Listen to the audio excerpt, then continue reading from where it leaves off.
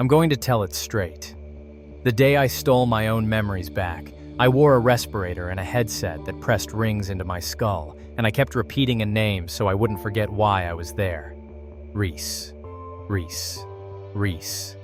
By 2049, most of us lived on the assist. It tagged faces for us, scheduled our meds, finished our sentences. Memory went on the cloud the way photos used to. Doctors gave it a soft name, assistive atrophy, but people in the waiting room said the hard one. Digital dementia. I had it bad.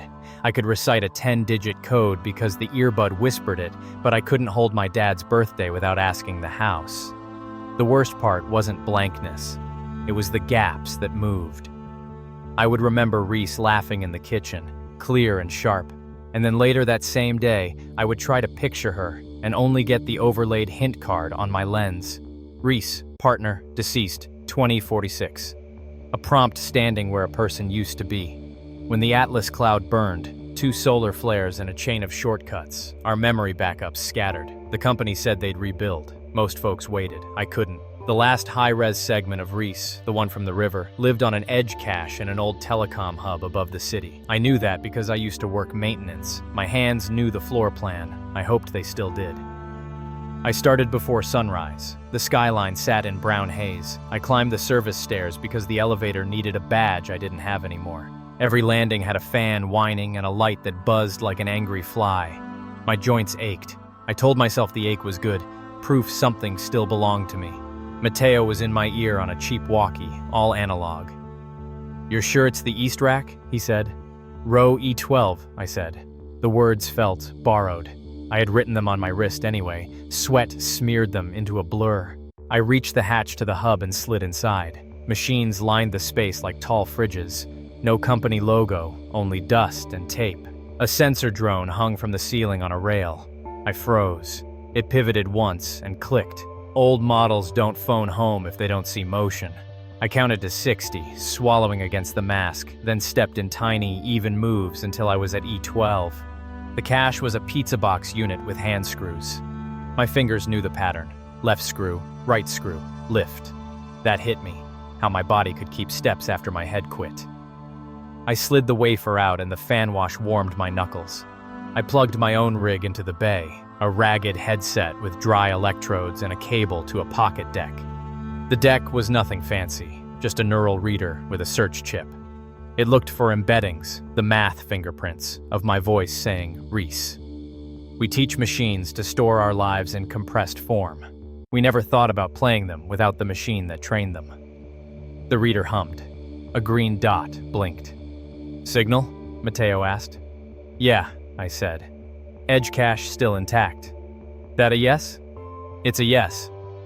I slid the headset over my ears. It smelled like old rubber and coffee. The pads pressed hard to get through my hair. I linked the throat mic so I could feed it anchor words. If I let the stream pour straight in, the recall could swamp me and push out the minutes around it.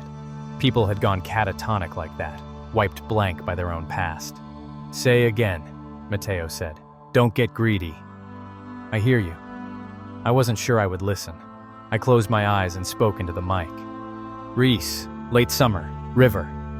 The deck translated that into a vector and searched the drive. A thread tugged behind my forehead. Then it hit. We were on the river path, her and me, handlebars sticky with heat. She was riding too fast and shouting over her shoulder, "You promised, Nico. All the way to the old bridge." She always called me Nico when she wanted to win. There was the smell of her sunscreen, coconut, and something sharp. I remember thinking it smelled like vacation, even though we were only 10 blocks from home. My chest went light. I whispered, "Don't stop," and the deck obliged, teasing more frames, building them around me. The wind rushed inside my hood. Our front tires rattled over loose boards. She leaned on the rail and grinned like the river belonged to her. But the memory had a seam, and I knew it. That was the day she told me about the diagnosis, early cortical scarring from microstrokes. She had laughed through it, like the words were a dare. "Brains are plastic," she said. "I'll teach mine tricks." We made lists on the side of a paper bag, songs to sing in the morning, friends to call, places to walk without the map. We promised each other we'd use our heads more than our lenses. We meant it. For a week. I felt my throat close and tried to anchor. "Reese," I said, "tell me again." I didn't program that, it just came out. The deck dug deeper. She pressed her forehead to mine right there on the bridge. "When I forget, remind me," she said. "When you forget, I'll remind you." She tapped her knuckles against my chest. The drone clicked on the rail behind me. I startled so hard I almost ripped the headset off. The memory snapped. I had to choose, stay and chase every frame until I lost track of the stairwell and my own name, or get what I came for and walk out upright. "I need the export," I said to myself. The deck could copy a memory stream as a clip, not the same as living it, but close. I hit transfer. Fans hissed. The progress bar crept. I counted breath after breath. The rail clicked again. The drone moved 1 meter closer. I couldn't see it, but I felt the light on my neck. "Matt?" I whispered. 2 minutes, he said. "Can you hold?" "I'm not leaving her again," I said.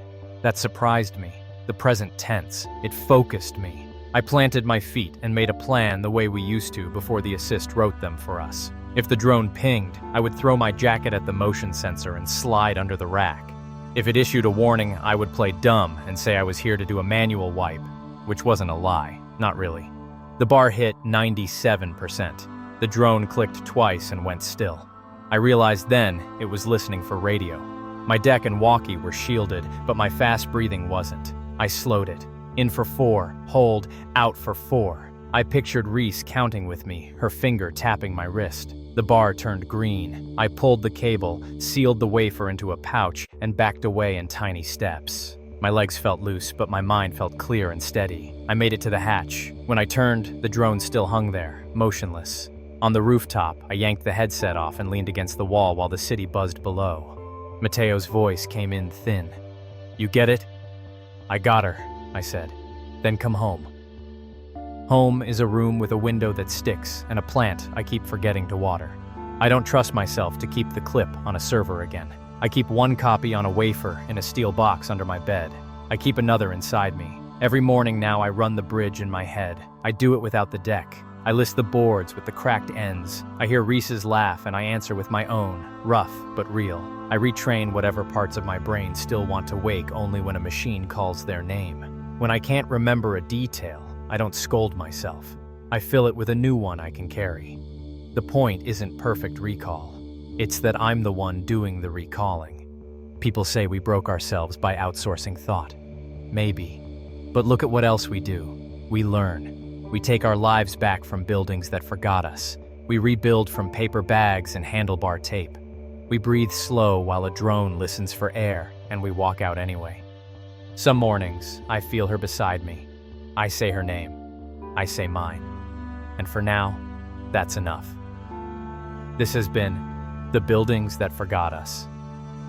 Thank you for listening.